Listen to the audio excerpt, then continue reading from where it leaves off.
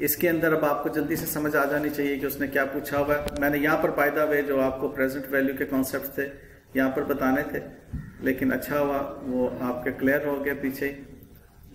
ठीक है, एक और बात पूछनी थी सर। बेटे सर हमें जब फेयर वैल्यू लेस न्यूज को रखते हैं जी,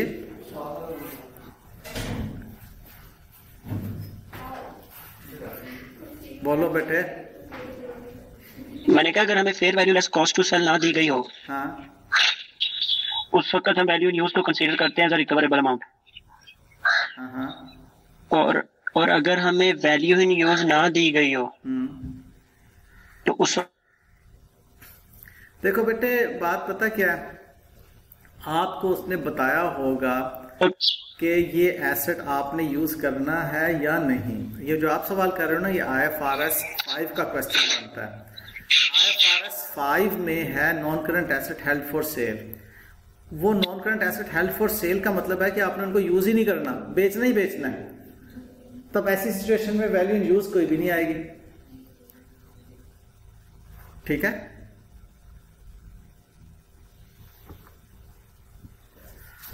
ठीक है शायद यार, सॉरी अब्बास ने मेरे ख्याल से सवाल किया था। बात आपकी कट कर।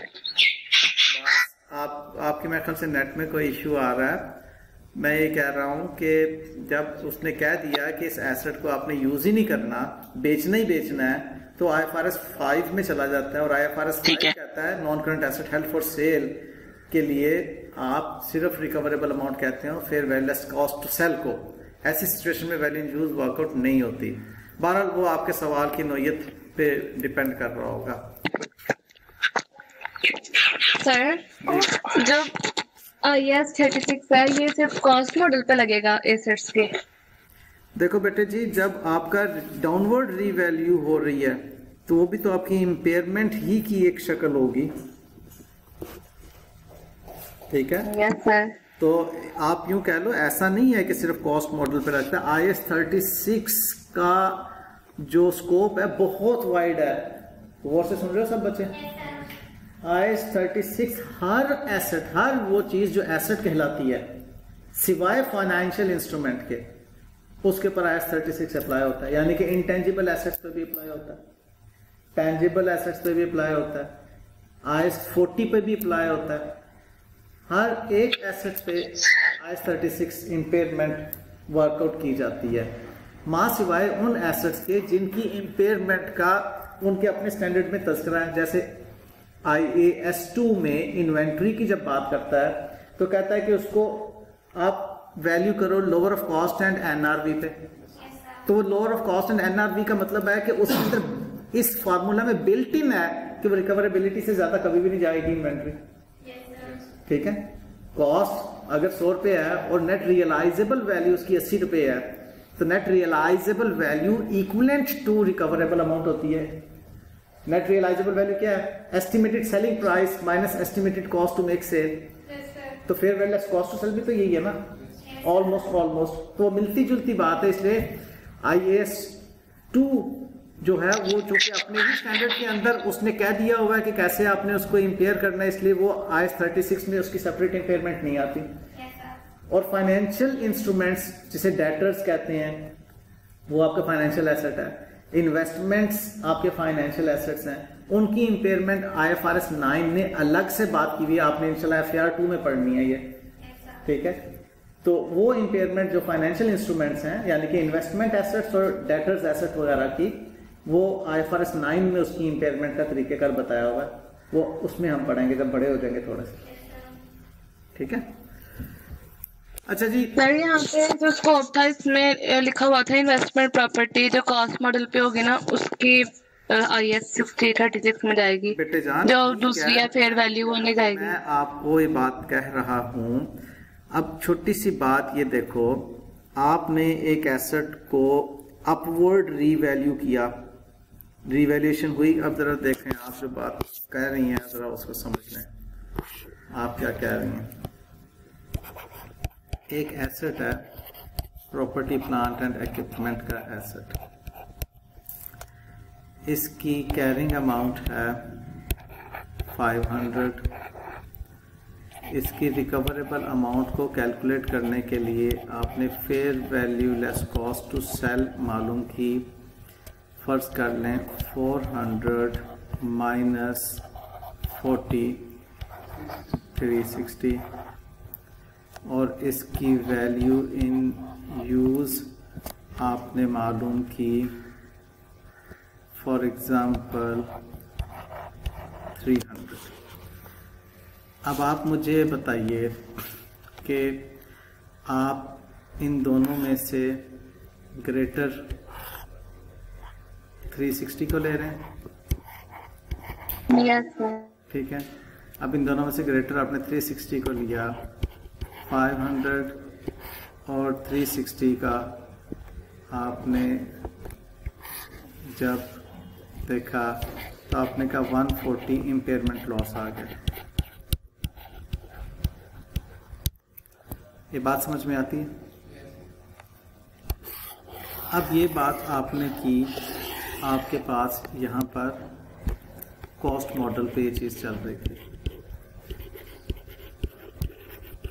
फॉर एग्जाम्पल अब वो कहता है कि हमने इस एसेट को रीवैल्यूएशन मॉडल पे लेकर आना है।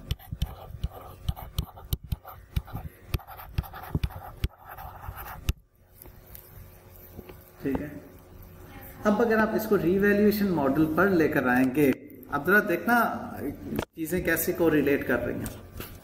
रीवैल्यूएशन मॉडल पे लेकर आएंगे तो इस वक्त इसकी सपोजली रिवाइज्ड कैरिंग अमाउंट क्या है 360।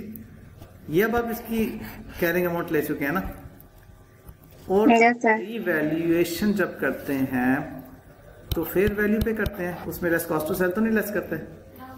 इसी डेट पर इसकी फेयर वैल्यू क्या है 400। अब आप ये मुझे बताएं कि जब इसकी रिकवरेबल अमाउंट ऑलरेडी 360 है और फेयर वैल्यू 400 है, तो क्या आप इसको 400 पर ले जा सकते हैं? नहीं, क्योंकि रिकवरेबल अमाउंट ही कम है इसकी। बेटे जान, मेरी बात को समझने की प्लीज कोशिश कीजिएगा डिबेट से पहले। ये रिकवरेबल अमाउंट है ना, जबकि फेयर वैल्यू मॉडल क्या कहता है कि आप इसको फेयर वैल्यू पर लेकर आए। रिवैल्यूएशन मॉडल ये कहते हैं ना फेयर वैल्यू पर लेकर आए। फेयर वैल्यू पे हम ले तो आए लेकिन वो रिकवर ही नहीं हो सकेगी, तो हम कितने पे उसको we will keep on showing, हम उसको 360 पर ही शो करेंगे ना। इसलिए वो अंडरस्टूड है कि आप अगर उसको फेयर वैल्यू मॉडल पर लेकर भी आएंगे तो वो वापस दोबारा 360 पे आ जाएगा। रिवर्सल वाला कॉन्सेप्ट सर इसका नहीं, ये भी रिवर्सल की बात नहीं है, इसको प्लीज इंडिपेंडेंटली देखिए। जो बात अरूश के क्वेश्चन से निकली और जो मैं आपको फिगर्स के जरिए से समझाना चाह रहा हूँ वो ये है कि एक एसेट, ये आप जो भी काम कर रहे हैं, फॉर एग्जांपल 31 दिसंबर 2023 को कर रहे हैं, ठीक है। 31 दिसंबर 2023 में आपके एसेट की कैरिंग अमाउंट जो थी वो 500 थी। आपने देखा कि आपकी रिकवरेबल अमाउंट बनती 360, आपने इम्पेयर कर लिया, उसको प्रॉफिट लॉस में ले गए। अब वो कहता है जी हमें तो fair value model revaluation model लगाना था, तो आप रिवैल्यूएशन मॉडल लगाएं। आप कहते हैं जी रिवैल्यूएशन मॉडल लगा के देख लो, आप फिर 360 पे वापस आ जाएंगे, क्योंकि उसकी रिकवर 360 से ज्यादा हो ही नहीं सक रही। 36 क्या कह रहा है कि रिकवरेबल अमाउंट से ज्यादा पे एसेट को शो ही नहीं करना जी।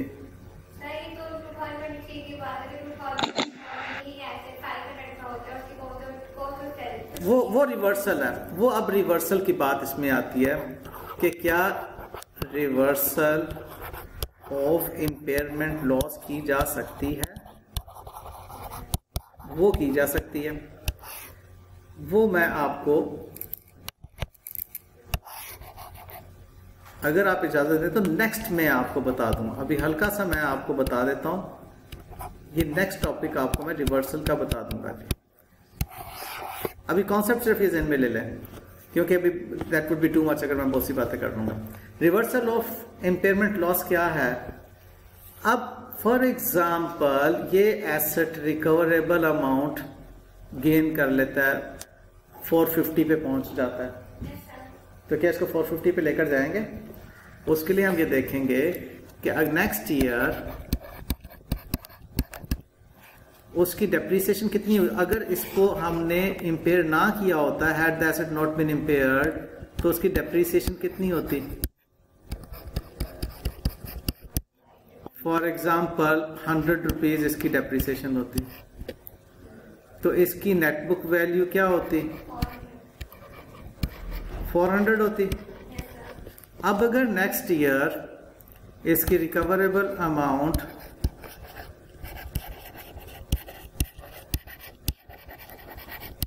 450 हो गई है, तो आप 400 से ज्यादा ऊपर नहीं लेके जा सकते, ठीक है? ये सीलिंग है इसकी।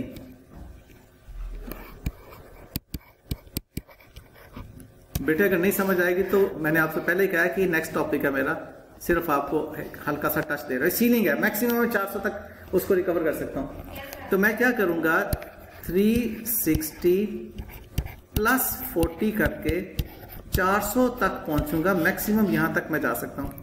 तो रिवर्सल जो होगी मेरी 40 से होगी।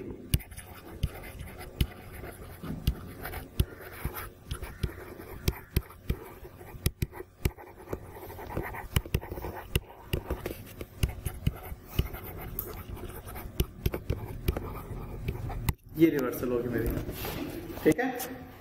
तो बहरहाल इसको आप अभी फिलहाल समझें कि जी मैंने आपको नेक्स्ट बताना है। आप इसको अपने तौर पे किताब से जरूर पढ़ लीजिएगा, लेकिन समझ आ जाएगी आपको। जी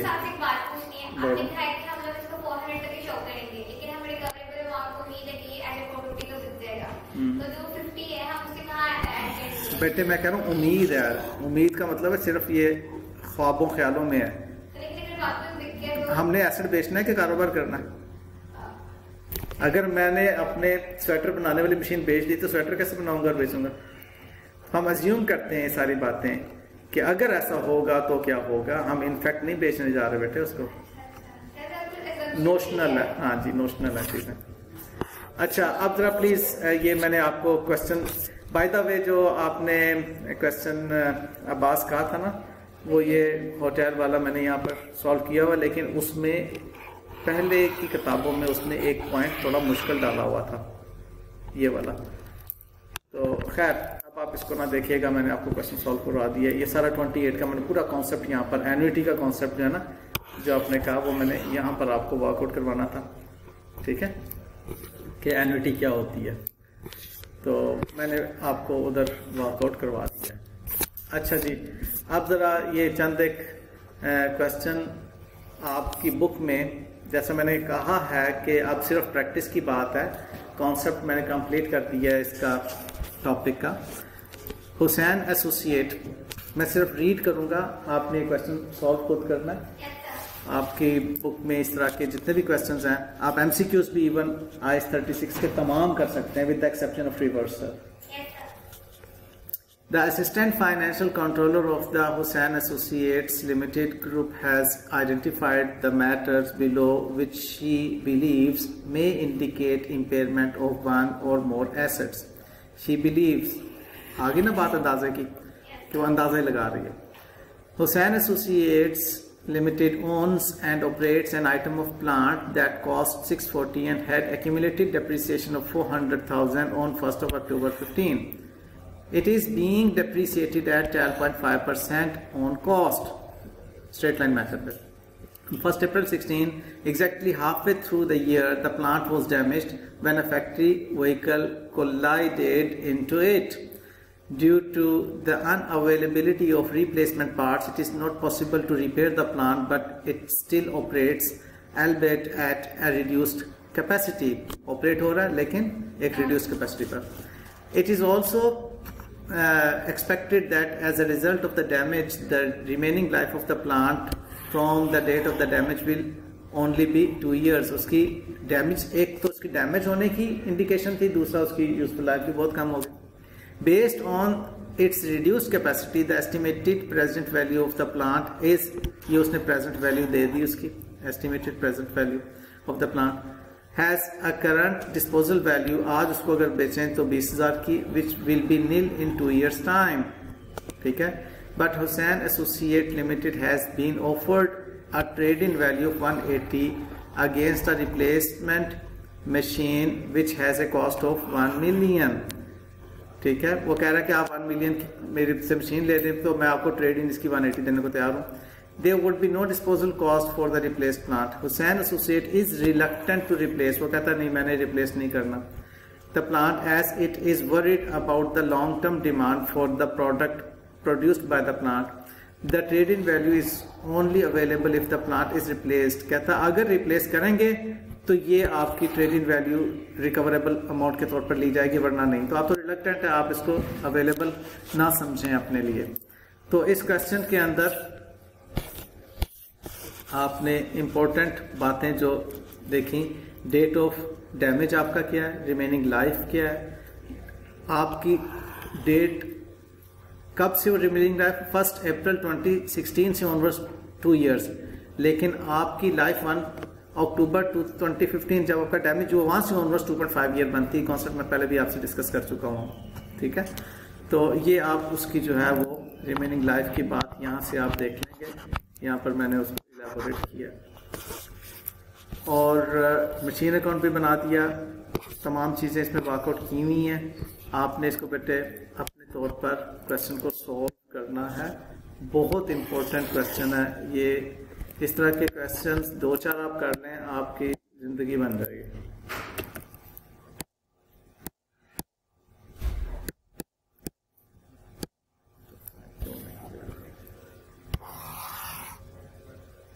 ओके, अच्छा जी।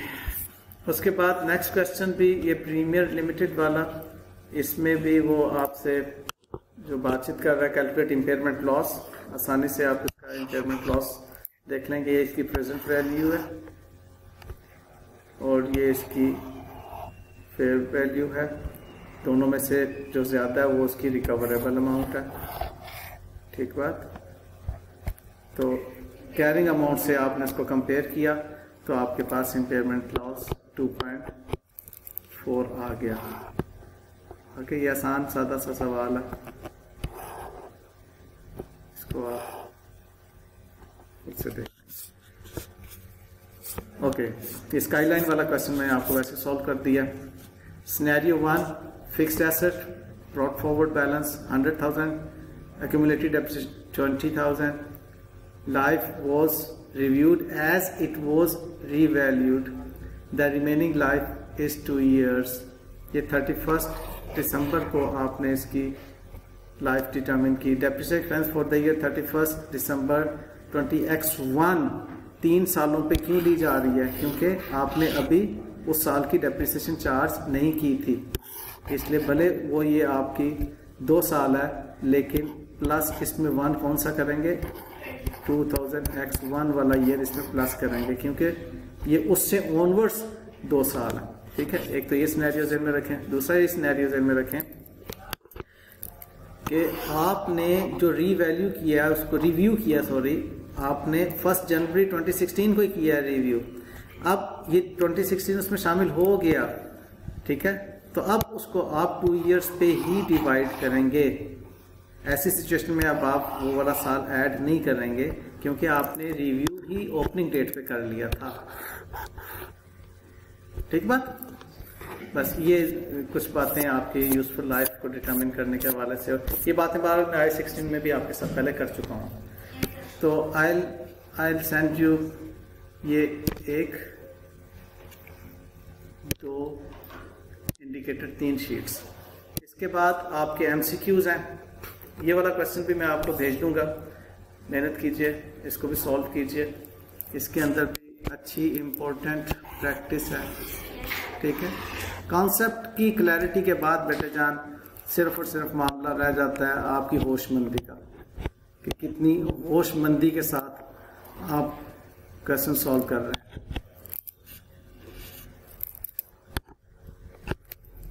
ओके, नॉन करंट एसेट्स जो हेल्ड फॉर सेल होते हैं हम उनकी भी इम्पेयरमेंट नहीं करते बेटे, क्योंकि वो किए ही fair value less cost to sale पे वैल्यू किए जाते हैं, उनकी वैल्यूएशन ही fair value less cost to sale पे होती है, इसलिए उसकी इम्पेयरमेंट का कुछ ताल्लुक बनता नहीं है। ठीक है, ओके सर। ये एक रिकवरेबल अमाउंट पे जाता है ना। लो बेटे, बाद में ये एमसीक्यूज कुछ हैं जो कि आपने सॉल्व करने हैं। ये अब आपके लिए कम से कम 3 घंटों का होमवर्क है at least. Okay, that's all for today. और कल जी मैं अभी आपको 4 स्लाइड्स अभी शेयर कर देता हूँ। अल्लाह हाफिज़।